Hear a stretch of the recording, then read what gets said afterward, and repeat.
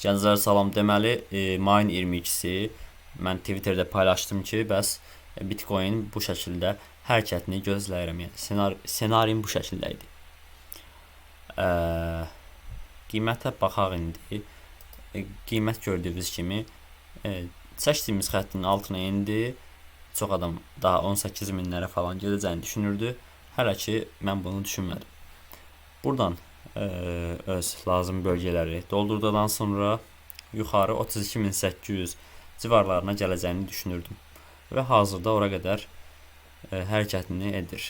Və buralara gəldikdə isə qiymət, buradan mən geri dönüş hərəkəti gözləyəcəm və 21.500 bu qiymət bu civarlara qədər aşağı enməyini düşünürəm qiymətin. Və buralardan isə artıq ən azı 40.000 dollara qədər mən Bitcoinin yüksələcəyini düşünürəm. Təbii ki, bunlar mənim düşüncələrimdir. %100 doğruluq payı yoxdur. Sadəcə mən bu şəkildə analizlərimi edirəm. Hələ ki yanıltmır məni. Görək nə olacaq.